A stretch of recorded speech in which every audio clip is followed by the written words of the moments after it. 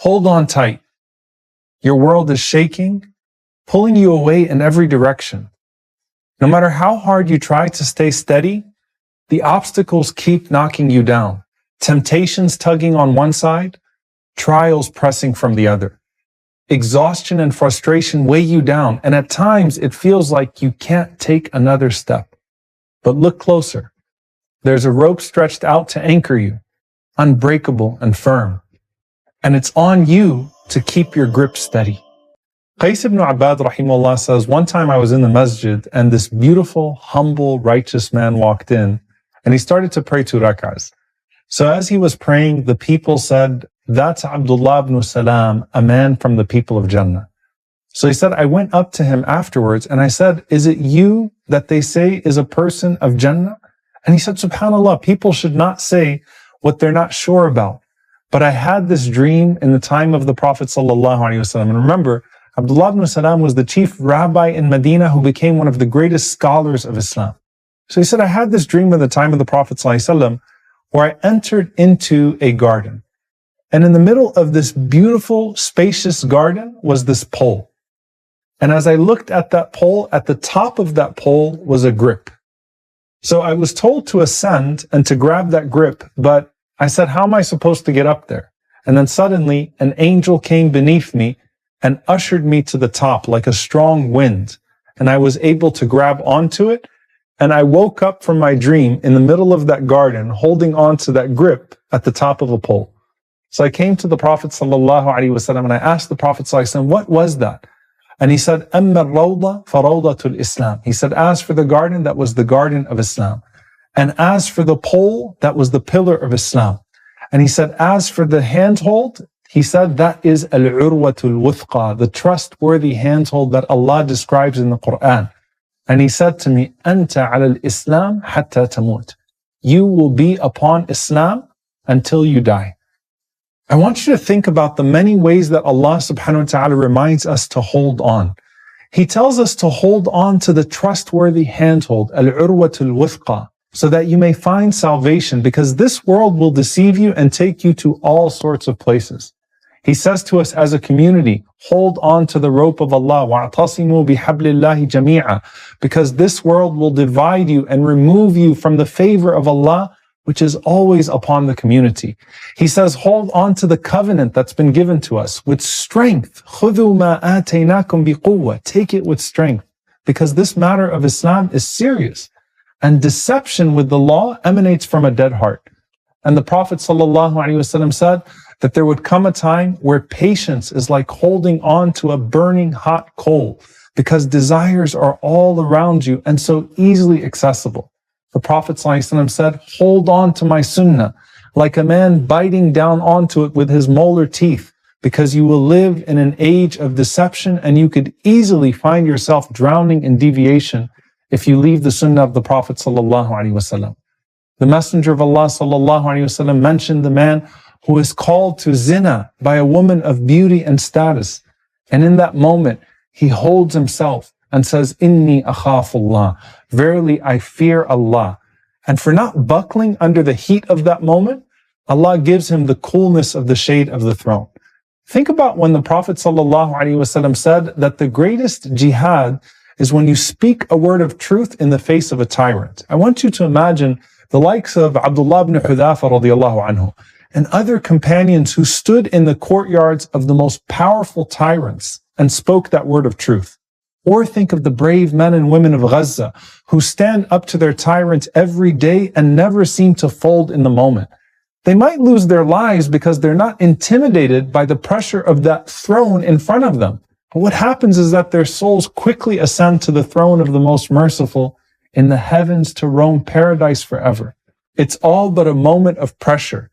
And there's no greater pressure in this life than the moment of death. And that's why the most frequent dua of the Prophet ﷺ was what?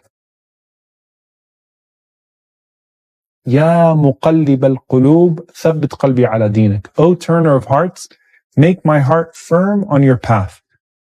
Think about the word, thabat, firmness. Allah says, يُثَبِّتُ اللَّهُ الَّذِينَ آمَنُوا بِالْقَوْلِ الثَّابِتِ فِي الْحَيَاةِ الدُّنْيَا وَفِي الْآخِرَةِ. Allah makes firm the believers with this firm word of La ilaha illallah in this life and the next. Because as you're facing the fleeting moments of this life with all of the pain of death and all of the devils that are prompting you one last time to disbelieve,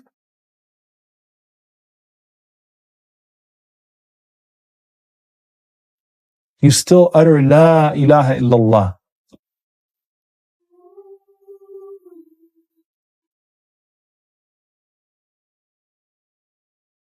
But notice that the Prophet ﷺ didn't restrict his dua to dunya, because the time that you're going to need thabat most is when the angels enter upon you to question you in your grave. At that point, they're scarier than any tyrant. And that situation is far more overwhelming than anything you're ever going to face here. So that's why the Prophet ﷺ said, when you bury your brother or your sister, Salullah lahu thabat. Ask Allah to grant him firmness, because he's going to be put through the hardest test of his existence. And the thing is, you have no idea when these tests are coming. Just like every day you rehearse life and death by sleeping and waking up, you rehearse the pressure of death with La ilaha illallah with every moment in which you're pressured with your faith. وَمَا تَدْرِي نَفْسٌ مَاذَا تَكْسِبُ غَدًا وَمَا تَدْرِي نَفْسٌ بِأَيِّ أَرْضٍ تَمُوتُ. And then you have no idea when you're going to die and where you're going to die. So you can't get ready for this test in the days or moments before death, because you have no idea at what point the examiner is going to surprise you with that exam. And the moment of the departure of the soul is an appointed time known to Allah subhanahu wa ta'ala and not you. And the person has no idea when they will deliver their soul into that barzakh. Just like the 38-week pregnant mother doesn't know when she's going to get her contractions and go into labor, Imam al-Qurtubi rahimahullah writes something so poetic. He says, we walk the paths that fate has drawn, and those destined to walk shall carry on. Our sustenance is scattered wide, but what is ours will not be denied. If death is written in a land, in no other place will one have their last stand. We all have a land where our souls will be birthed into the next world, and we don't know where it is. And the Prophet ﷺ says that when the time comes, Allah will place a need for us in that exact spot. And when we arrive there, the angel of death will be waiting to deliver our souls. And Imam al-Qurtubi rahimahullah narrates a fascinating story about Suleiman alayhi salam. He says that one day he was with a man who said to him, Ya Nabi Allah, O Prophet of Allah, I have a need to fulfill in India. So can you ask to have the wind commanded to carry me to India in a moment? So Suleiman looked at the angel of death and he saw that he was smiling. He said, why are you smiling? The angel of death said, it's astonishing. I was commanded to take the soul of this man at the end of this hour in India, but I saw him with you. So he saw that the winds carried him in that hour to India, and his soul was indeed taken from there. When your moment of death arrives to you, sometimes it comes at the most unexpected of times and in the most unexpected of places. And in that moment, suddenly you look up and you see angels approaching you, either in excitement or rage. They once breathed your soul into your body, and now they're here to take it out. No matter who else is around you, you only notice them now. The Prophet ﷺ said that you'll either, if you're a believing soul, see the angels descending with light at the end of your sight, just at the horizon. And the angel of death approaches, and he comes with a kafan smelling like the musk of paradise.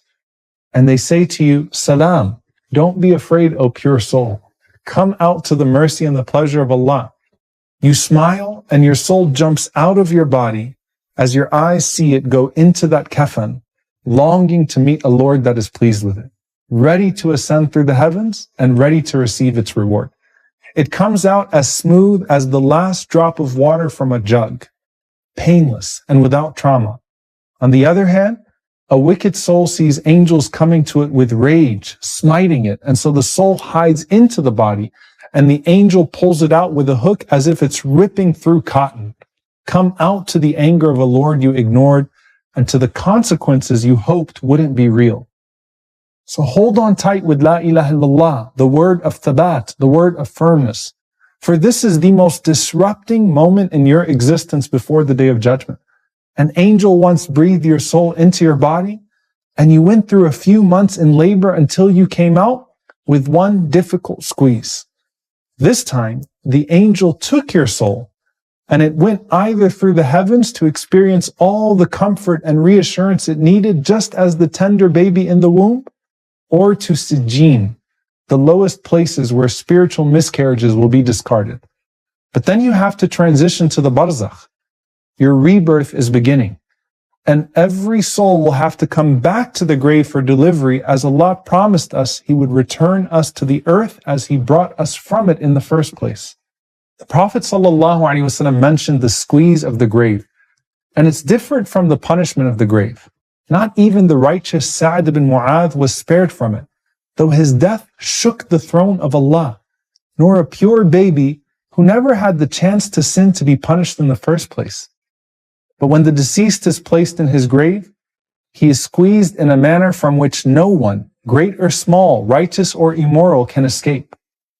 But there's the difficult and the inevitable, and then there's the added difficulty of sin. You see, Sa'd radiallahu anhu had a relatively easy labor with just one squeeze. Others have their ribs crushed in the process. And now the exam.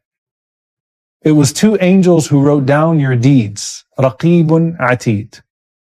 And it was two angels that will now test you, Munkar and Nakir.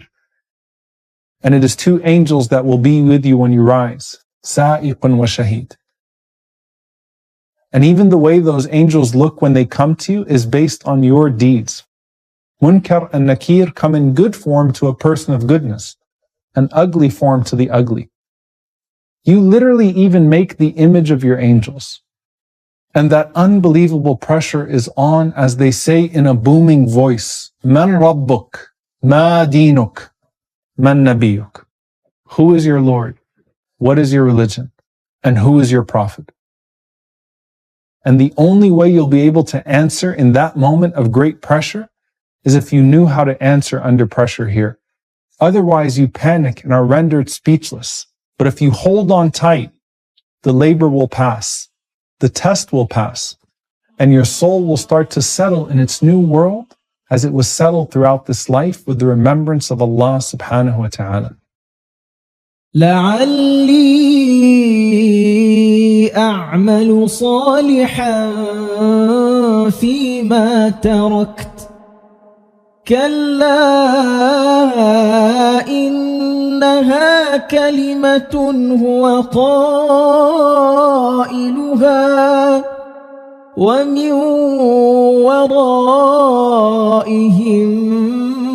برزخ إلى يوم يبعثون